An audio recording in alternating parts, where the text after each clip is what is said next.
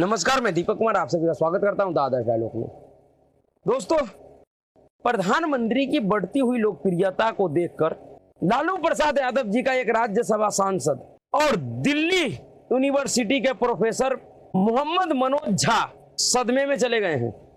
जी हाँ, मैं मोहम्मद मनोज झा क्यों कह रहा हूं इसका कारण भी बताऊंगा। दरअसल अभी एक वीडियो वायरल हो रहा है तेजी से सोशल मीडिया पे, जिसमें आरजेडी का राज्यसभा सांसद मनोज झा लोगों से यह कह रहा है कि आप लोग चुनाव कर रहे हैं, लेकिन मुझे लगता है कि 2024 के बाद इस देश में चुनाव नहीं होगा, क्योंकि इस देश के लोगों का प्रधानमंत्री नरेंद्र मोदी के ऊपर बहुत ज्यादा भरोसा है और वो उनको भगवान मानते हैं। और जब भगवान ही धरती पे आ गया तो फिर चुनाव किस बात का होगा। हम 30% लोग कितना भी चिल्लाते रह जाएंगे कि चुनाव कराओ, लेकिन चुनाव नहीं होगा। तो दरअसल 30% लोग किसे कह रहे हैं? दरअसल ये 30% लोग उन जब कहते हैं तो इसका स्पष्ट संदेश यह जाता है कि ये मुस्लिमों का बात कर रहे हैं, और इसीलिए मैंने इनको मोहम्मद मनोज झा कहा। शायद ये आरजेडी पार्टी का राज्यसभा सांसद इसलिए है क्योंकि आरजेडी और उनके नेतृत्व को ऐसा लगता है कि ये बहुत ज्यादा पढ़े लिखे लोग हैं, लेफ्टिस्ट विचारधारा के हैं और दिल्ली यूनिवर्सिटी का प्रोफेसर है। जिस तरीके का इनका विचारधारा है, जिस तरीके से ये बयान देते हैं, इनके बयानों को सुनकर तो अफसोस होता है कि ये जिन बच्चों को पढ़ाते होंगे वो बच्चा कैसे होंगे, क्या सोचता होगा, किस तरह का माइंड सेट होता होगा उन बच्चों का जो इनसे पढ़ते होंगे। इस तरीके से इस देश के बहुसंख्यक समाज के प्रति ऐसे प्रोफेसर अपने विद्यार्थियों के मन मस्तिष्क में जहर घोलते होंगे। इस तरीके से उनको बताते होंगे कि ये जो बहुसंख्यक समाज है, जो पूरी लोकतांत्रिक तरीके से एक व्यक्ति को चुनता है, वह कितना बड़ा दोषी है। दरअसल पहले आप इनके बयान को सुनिए कि किस तरह से बौखला गए हैं, बिल्कुल पगला गए हैं। इस देश में नरेंद्र मोदी जी के प्रधानमंत्री बनने के बाद से 2-3 लोग ऐसे हैं जो पूरी तरह से विक्षिप्त हो चुके हैं मानसिक तौर पे। उसमें से एक नाम इस मोहम्मद मनोज झा जी का भी है। पहले सुनिए इनके बयानों को। बोलूं फिर क्या, पूरा का पूरा माहौल आपको पॉलिटिक्स से इतर एक लड़ाई लड़नी होगी। शायद 24, मैं बहुत ऑप्टिमिस्ट नहीं हूं, 24 के बाद इस देश में चुनाव नहीं होंगे। कौन सा रिप्रेजेंटेशन की हम बात करेंगे? मैं आपको गारंटी देके कहता हूं कि 24 के बाद लोगों के कंसेंट से कहा जाएगा कि अब चुनाव नहीं होगा। बड़ा खर्चा आता है यार, गरीब देश हैं, अभी G20 में इतना खर्चा कर दिया, इतने बिल बोर्ड लगाने पड़े। अब सब इस लोगों को क्या चाहिए? अब उनके लोग कहते हैं कि ये भगवान ही है। अब जब भगवान खुदा ही आ गए हैं तो काहे को चुनाव?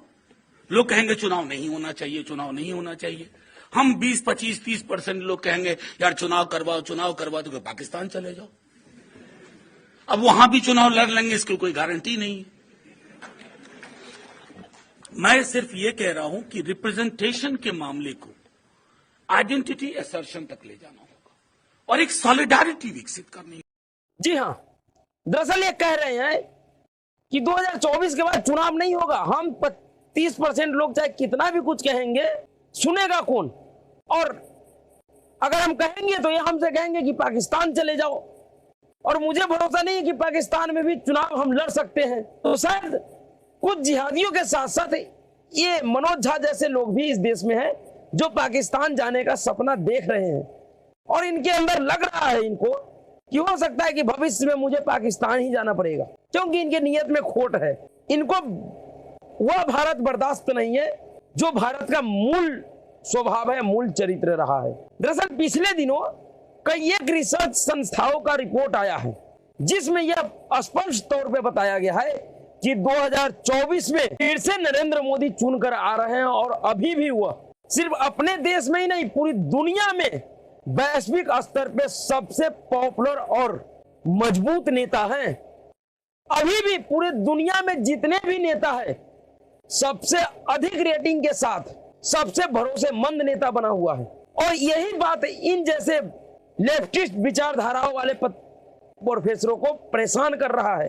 इनको समझ में आ रहा है कि 2024 के बाद जो हमारा यह तथाकथित झूठ का जो बाजार है, जिसके वजह से हम राजनीति का मजा ले रहे हैं। प्रोफेसर का सैलरी अलग से और राज्यसभा सांसद का सैलरी अलग से, काम कहीं भी कुछ भी नहीं, सिर्फ और सिर्फ भारत के खिलाफ एक ब्रिगेड तैयार करने का, वह दुकान हमारा बंद हो जाएगा। इनको यह डर सताने लगा है कि जिस तरीके से इस देश में राष्ट्रवादियों का संख्या बढ़ रहा है, लोग राष्ट्र के प्रति अच्छा सोच रहे हैं, प्रथम राष्ट्र का भावना लेकर चल रहे हैं, ऐसे माहौल में इनका अपना दुकान नहीं चल पाएगा और इनकी अपनी दुकान बंद हो जाएगा। इस बात का ही डर है इनको कि अब ये कह रहे हैं कि 2024 के बाद इस देश में चुनाव नहीं होगा, क्योंकि मोदी को सब भगवान मानते हैं। अरे मोदी को अगर कोई भगवान मानता है, इसका मतलब कि मोदी ने कुछ काम किया है उन लोगों के लिए।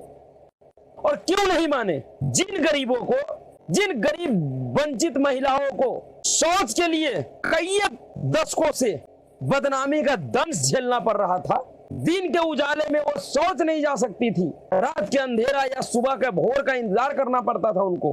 अगर उनको नरेंद्र मोदी ने वह सम्मान दिलाया, उनको अगर इज्जत घर दिया, तो क्यों ना वह महिला उसको भगवान मानेगा?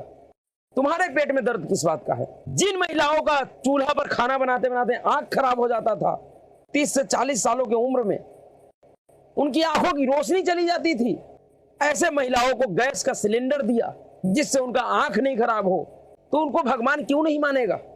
जिन गरीबों के पास लाइलाज बीमारी कराने का क्षमता नहीं होता था, पैसे नहीं होता था, बीमारी की वजह से वो उनके परिजन मर जाते थे, आज उन गरीबों के पास 5 लाख रुपए तक का मुफ्त इलाज कराने का बीमा है। फिर वो लोग जो उनसे लाभान्वित हुए हैं, वो उनको भगवान नहीं मानेगा तो क्या मानेगा? जिन गरीबों के पास झोपड़ी के अलावा रहने के लिए कोई पक्का मकान का कल्पना नहीं था, वो कभी सोचते नहीं थे कि हमारे भी जीवन में कभी पक्का मकान आएगा, हम भी कभी पक्के मकान में रहेंगे।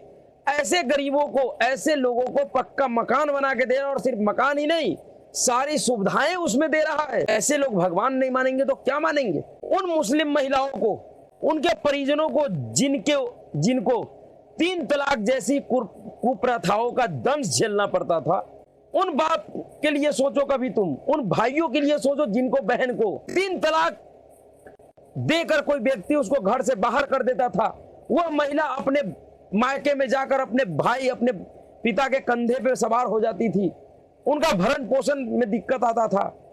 उन महिलाओं को अगर 3 तलाक से छुटकारा दिलाया मोदी सरकार ने, तो उसको भगवान क्यों नहीं मानेगी? जिन भारतीयों का आज पूरे विश्व में मान सम्मान बढ़ा है, जो कभी किसी समय में अपने आप को भारतीय कहने पे शर्म करते थे, आज जो गर्व से अपने आप को भारतीय कह रहा है, भारतीयों का सम्मान पूरे धरती में बढ़ा है। प्रधानमंत्री नरेंद्र मोदी शायद ये कोई ऐसे पहले प्रधानमंत्री है इस धरती पे किसी देश का, जिस प्रधानमंत्री का एक दूसरे देश के प्रधानमंत्री ने पैर छूकर अभिवादन किया।